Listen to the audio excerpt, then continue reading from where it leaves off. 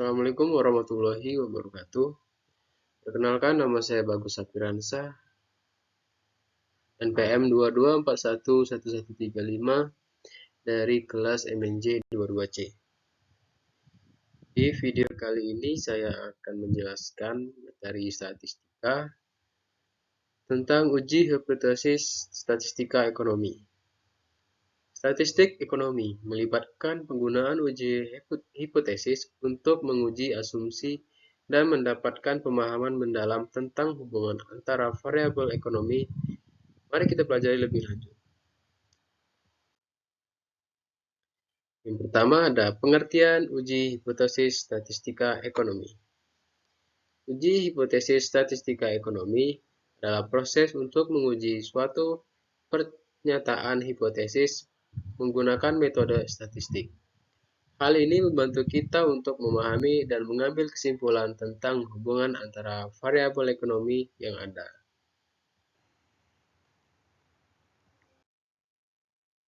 Selanjutnya, langkah-langkah dalam uji hipotesis. Yang pertama, merumuskan hipotesis. Mulailah dengan merumuskan hipotesis 0 dan hipotesis alternatif berdasarkan pertanyaan penelitian yang ingin dijawab. Yang kedua, menentukan tingkat signifikan. Pilih tingkat signifikan yang sesuai, biasanya 0,05 atau 0,01 untuk membatasi kesalahan dalam penarikan kesimpulan. Yang ketiga, pengumpulan data. Kumpulkan data yang diperlukan untuk menguji hipotesis dari sumber yang terpercaya dan representatif.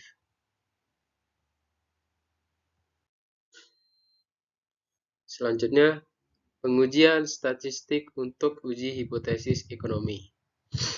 Yang pertama, uji tes. Menggunakan uji tes untuk membandingkan rata-rata populasi atau menguji efek perlakuan dalam eksperimen ekonomi. Yang kedua, uji ANOVA. Menggunakan uji ANOVA untuk membandingkan rata-rata lebih dari dua kelompok dalam penelitian ekonomi.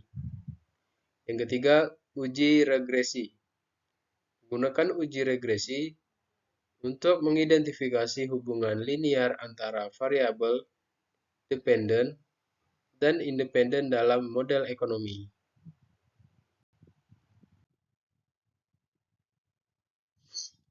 Selanjutnya, contoh penerapan uji hipotesis dalam ekonomi.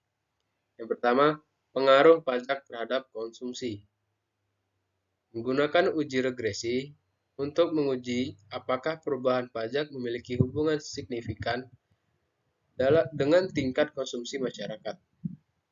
Yang kedua, efek program subsidi pangan. Menggunakan uji tes untuk mengevaluasi apakah program subsidi pangan memiliki pengaruh positif terhadap akses pangan masyarakat. Yang ketiga, perbandingan kinerja saham. Gunakan uji ANOVA untuk membandingkan performa saham berdasarkan sektor industri yang berbeda dalam pasar ekonomi tertentu.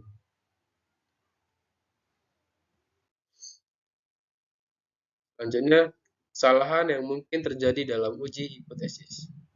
Yang pertama, kesalahan tipe 1, menolak hipotesis 0 padahal seharusnya diterima. Yang kedua, kesalahan tipe 2, menerima hipotesis 0 padahal seharusnya ditolak. Yang ketiga, menentukan tingkat signifikasi yang tidak memadai.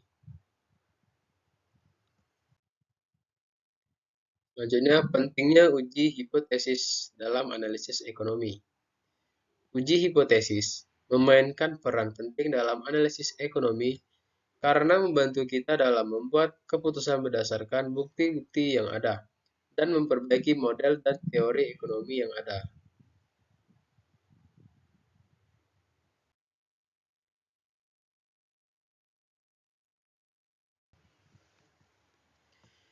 Selanjutnya, Kesimpulan dan implikasi uji hipotesis statistika ekonomi.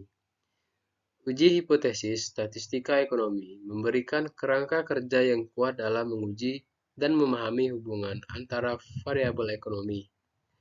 Dengan menggunakan metode ini, kita dapat mengembangkan kebijakan dan strategi ekonomi yang lebih efektif. Kesimpulannya, hasil uji hipotesis memberikan dasar untuk membuat keputusan atau inferensi terkait dengan parameter populasi. Berikut beberapa kemungkinan kesimpulan. Yang pertama, menolak hipotesis 0.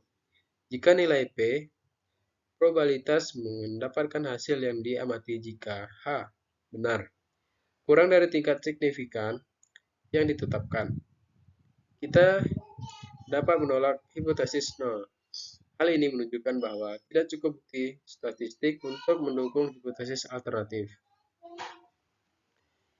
Yang kedua, gagal menolak hipotesis.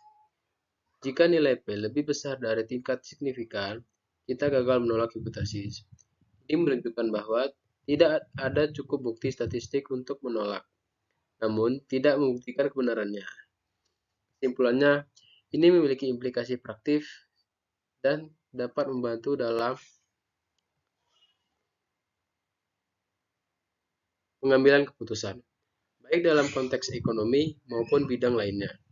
Perlu diingat bahwa hasil uji hipotesis tidak membuktikan kebenaran absolut.